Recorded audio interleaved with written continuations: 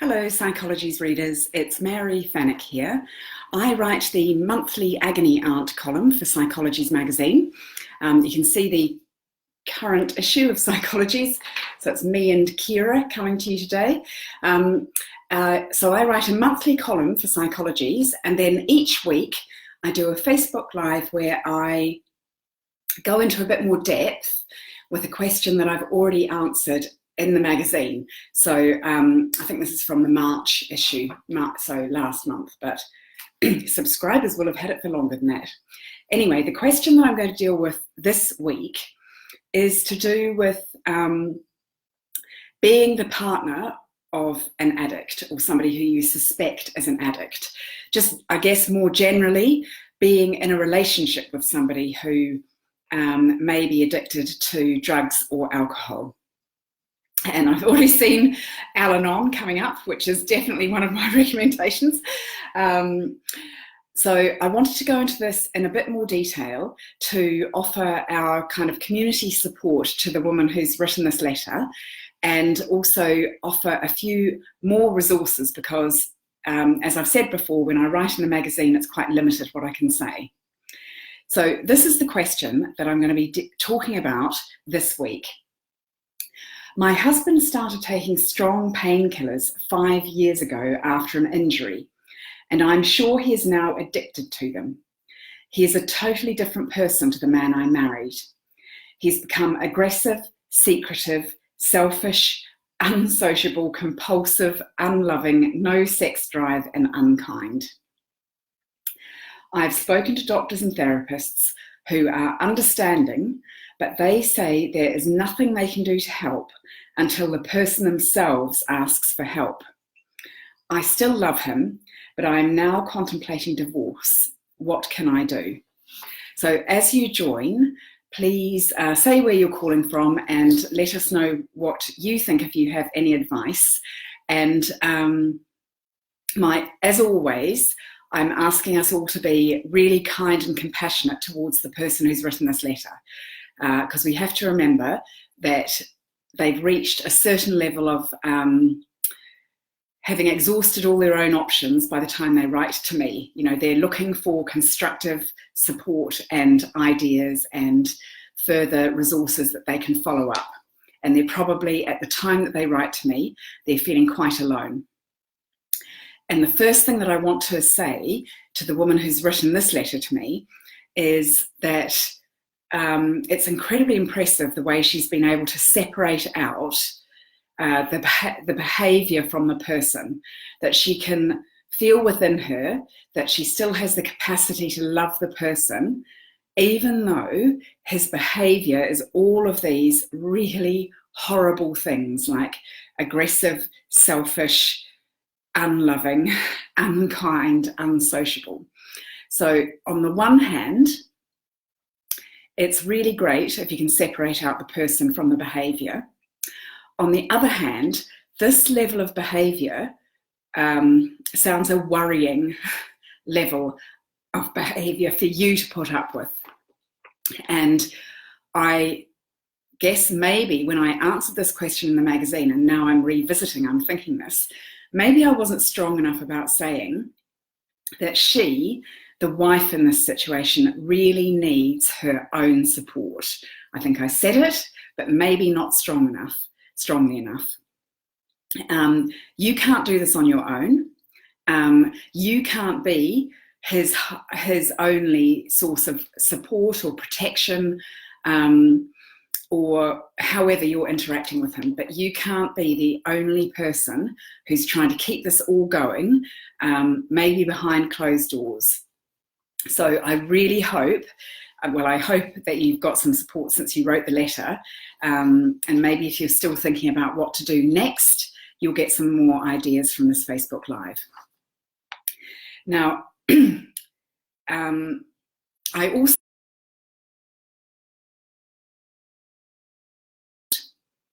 an expert on addiction.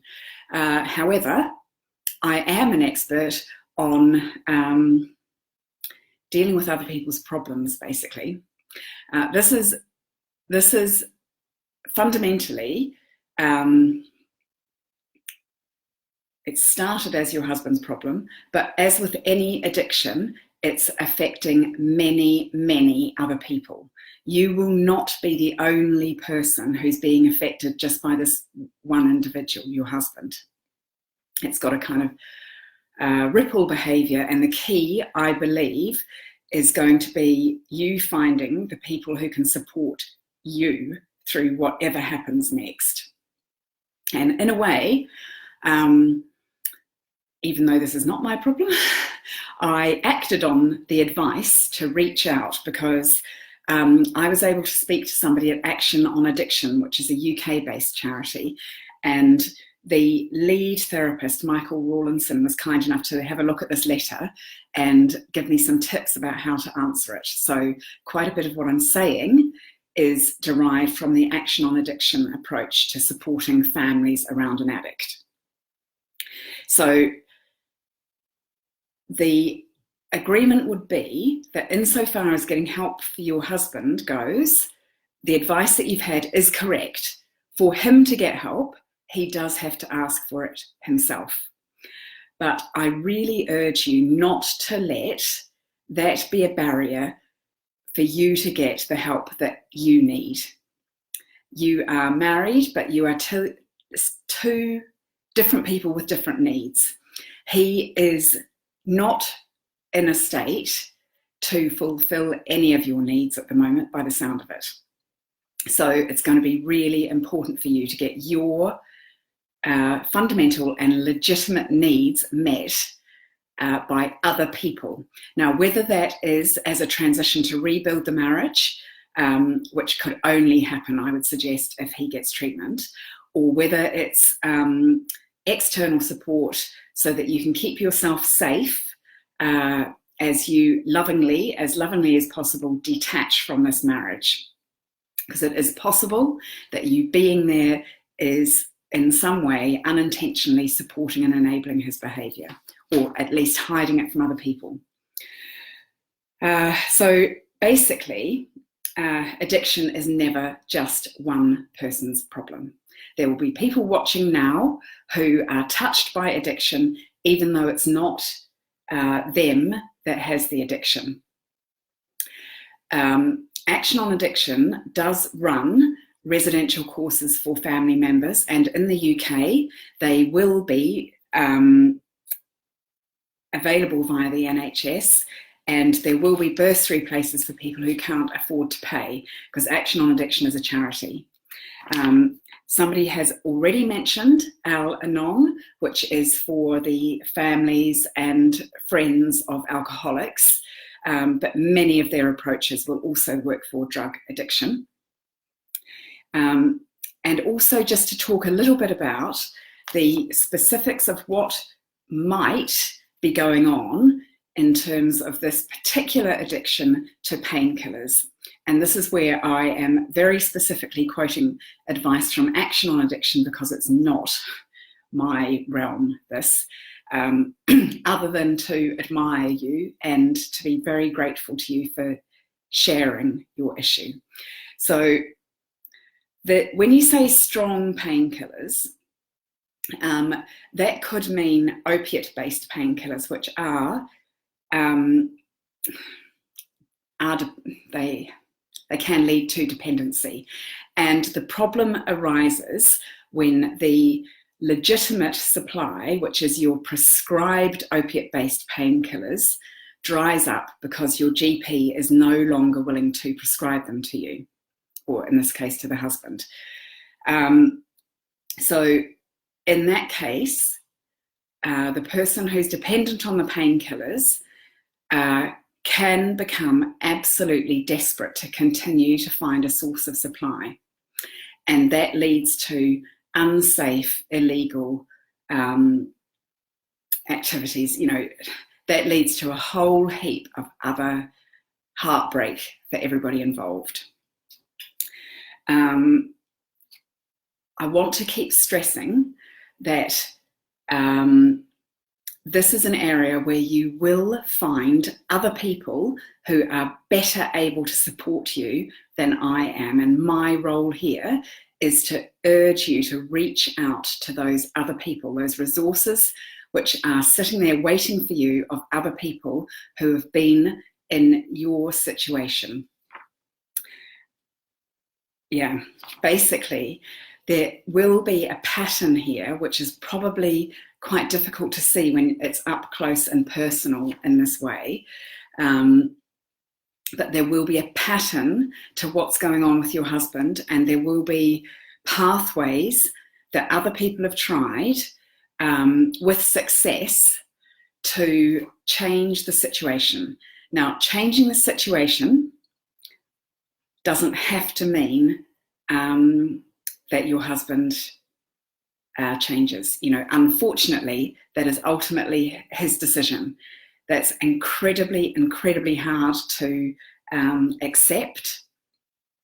But anyway, my point is, I think you've got it, that I really hope that if you haven't already managed to reach out, that you'll use this as a reminder to reach out to other people who can help.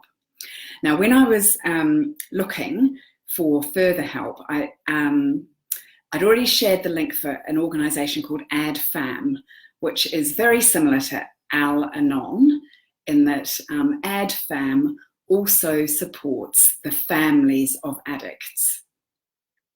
And through AddFam, there's a list of all the ways in the UK that you can access local support. And I hope that people who are joining around the world will add their own resources. I'm seeing a few questions. What I'm talking about here specifically is a woman who has written to me because her husband appears to be addicted to strong painkillers after an accident. He was initially prescribed them 5 years ago, but his behaviour has become all levels of uncharacteristic. He's not the person that she knew, and he is aggressive, secretive, unsociable, compulsive, unloving, no sex drive. So what I'm talking about is how the person who is probably feeling very isolated because their husband or wife or partner is in the grips of this addiction that they can't beat, but the partner is suffering as well. And what I'm talking about here is how to get support for that partner. And that again does actually probably rely on the partner reaching out and asking for that support. So AddFam in the UK is the organisation that supports the families of addicts. Please, if you know of similar organisations in other countries, would you share the links with us? Because I'm always aware that we get people watching from around the world, and I'm never 100% sure that they'll be able to access UK resources. The other thing that I found, which was, I think, through the AddFam website, was a link to some work that they had done with the relationships charity, which is called 1+1. And this is specifically about couples and families and the kind of relationship elements of somebody else's addiction. So this would be maybe a good place to start feeling less alone, because there's a resource here, which is a podcast of real people living in families which are affected by alcohol or drug misuse. And I think hearing other people's stories is a great way to kind of begin to, I would use this phrase, locate your own narrative, or to make sense of your own story. When you listen to other people, you can think, well, my story's a bit like that, or it's not like that. And in either case, it gives you a few pointers about which direction you might turn to get some help for yourself. So I'm going to share the link for the relationship support through 1+1 in the UK. And that is 5 couples dealing with alcohol and drug problems within their kind of family or relationships. It's not necessarily one of the partners. One of the stories is a couple who are dealing with their daughter's alcoholism. And there is a story of one woman who has divorced her husband as a result of his alcohol, I think it's alcohol misuse. I haven't actually listened to that one. So to reiterate, this was a question from a woman who wrote to me, and I answered it in the March issue of Psychologies magazine. She wrote to me because her husband has had a personality change since they were married, and she believes that he is addicted to strong painkillers that he was initially prescribed after an injury, but he is now totally unlike the person that she married. And I find it really heartbreaking to read the list of behaviour that she describes. It's, in summary, let's just say it's mean and unpleasant. So she is living with a lot of pain as a result of this addiction or suspected addiction. And what I'm saying is there is help there. Even if the addict themselves won't get help, there is help and support for those, the families and loved ones around the addict. And I hope if you've taken nothing else from this, you'll take a little bit of help, a little bit of hope from the fact that you're not alone. I'm just going to take a moment to have a quick look at the comments to see if there's anything that I need to highlight for the rest of us, okay?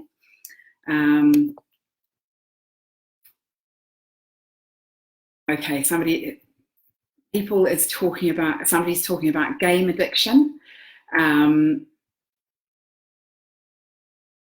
Okay, exercise, right, okay. Somebody has said that the addiction is likely to be a symptom of the problem, not the problem itself. As I said, I am not an expert in that. So, yeah, thank you for joining me, lovely Psychologies readers. And I look forward to connecting with you next week, next Tuesday. As I said, I write the monthly Agony Aunt column for Psychologies magazine, and each week I do a Facebook Live where I revisit one of the questions, and I'll see you again next week. Bye.